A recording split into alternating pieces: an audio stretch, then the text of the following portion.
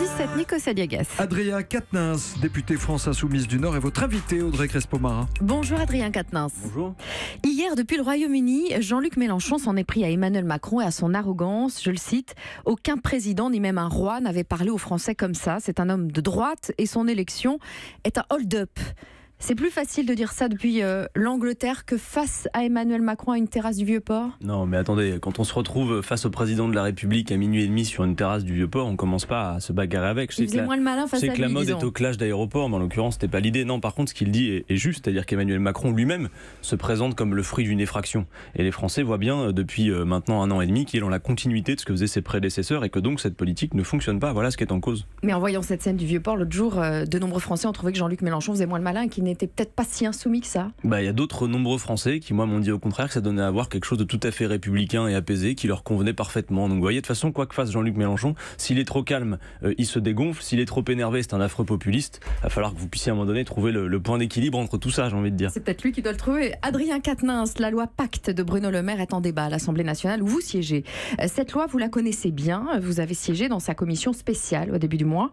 Quand Bruno Le Maire dit devant l'Assemblée que les entreprises doivent faire du profit, mais qu'elles ne peuvent pas faire que du profit, vous avez envie de l'applaudir ? Dans les mots, oui, comme d'ailleurs quand il s'offusque des écarts de salaire considérables dans les entreprises, mais le problème c'est que, en l'occurrence, sur tout ce qui mériterait d'être conséquent, Bruno Le Maire ne l'est pas.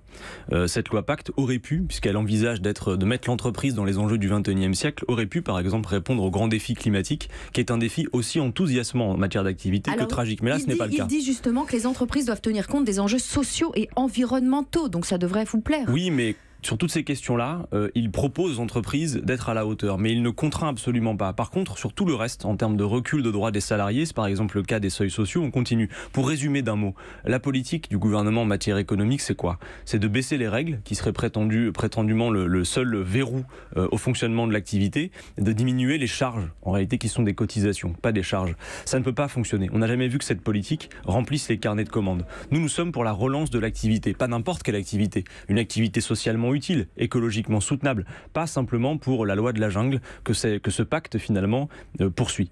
Et le fait que les salariés, au sujet de l'intéressement, de la participation, quand une entreprise réussit, dit Bruno Le Maire, elle le doit d'abord à ses salariés. Elle n'est que justice que ce soit les salariés qui bénéficient les premiers du succès de leur entreprise. Ça vous va pas non plus ? Mais ce sont de bons mots et des vœux pieux dans lesquels je peux m'inscrire. Mais moi, je constate par la loi Pacte que le change n'y est pas en matière d'actes concrets. Sur l'exemple de l'écart des salaires, Bruno Le Maire s'offusque, mais il ne fait rien pour limiter ces écarts.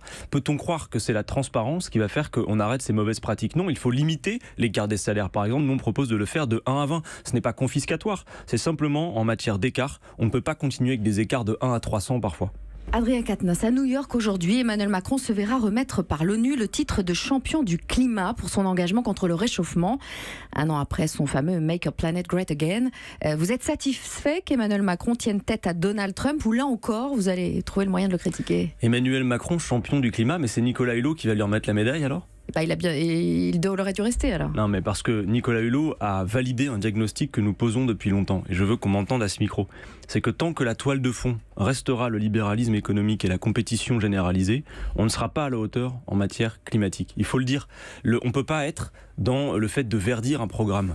Là, en l'occurrence, le One Planet Summit, ça s'appelle un sommet, pour moi c'est l'abîme en l'occurrence, c'est dire on va mobiliser la finance verte. Mais la finance ne peut pas être verte par définition puisque le taux de rendement qu'elle demande à l'activité est contradictoire avec la bifurcation écologique qu'il faudrait faire. Vous savez, nous on dit dans capitalisme vert, le problème ce n'est pas la couleur.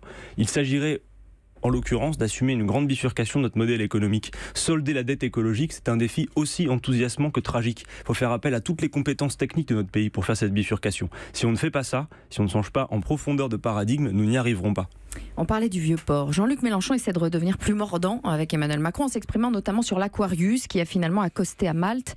La France accueillera 18 des 58 migrants. Une solution européenne a donc bien été trouvée. Est-ce que vous reconnaissez au moins ce mérite à Emmanuel Macron ? Non, on voit bien, y compris dans le temps que ça a pris, que ici l'Europe qui protège, c'est l'Europe qui se défausse. Moi je vois mal comment l'Union européenne, qui est capable d'imposer à 27 États membres la politique libérale, ne pourrait pas se coordonner véritablement sur l'accueil. Mais attendez, elle prend sa part après combien d'heures de tergiversation, y compris quand il s'agit d'accueillir ce bateau.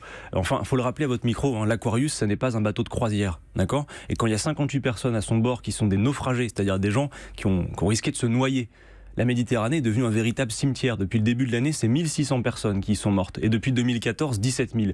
Donc nous, ce que nous disons est clair. Quand des gens traversent la mer Méditerranée au péril de leur vie, on ne se pose pas la question de savoir si on les accueille ou pas. On le fait. Et la France se serait honorée de le faire. Bien donc évidemment, la France aurait dû accueillir tous les migrants. Mais oui, non, attendez. La France doit organiser les conditions de l'accueil de celles et ceux qui se présentent à ses portes, en l'occurrence, dans des situations dramatiques. Pour autant, une fois que je vous ai dit ça, Audrey Caspo-Mara, moi je ne fais pas d'angélisme en la matière. Nos pays ont des responsabilités dans les causes profondes qui font que les pays d'origine, les régions d'origine sont invivables. Les guerres, le changement climatique, les accords commerciaux inégaux. Il va donc bien falloir se poser la question de savoir comment on endigue ces causes. Parce que d'ici à 2050, si par exemple on n'endigue pas le changement climatique, ce ne sont pas 58 personnes qui vont arriver sur l'Aquarius, puisque 250 millions de personnes vont non pas choisir de quitter leur pays, mais ne vont pas avoir d'autre choix que de le faire. Quand est-ce qu'on parle à la fois de l'organisation de l'accueil, mais aussi du traitement des causes qui font que les choses s'aggravent? Adrien Quatennens, vous siégez avec lui à l'Assemblée nationale. Manuel Valls, candidat à la mairie de Barcelone, lâche son siège de député. Vous lui souhaitez bonne chance ou vous y voyez comme ses électeurs une trahison? Non, moi je lui souhaite absolument rien, qu'il fasse ce qu'il a à faire, je lui dis adios senior, mais en l'occurrence je ne siège pas avec lui pour la raison que son siège en l'occurrence prend la poussière depuis des mois à l'Assemblée nationale, c'est bien tout le problème. C'est-à-dire que Manuel Valls, qui a été celui qui a mis à mal, je le pense, la démocratie de notre pays, par exemple en abusant du 49.3 sous le quinquennat Hollande, dans une loi qui était largement contestée dans le pays, ou en proposant la déchéance de nationalité, là en l'occurrence il se l'applique à la politique.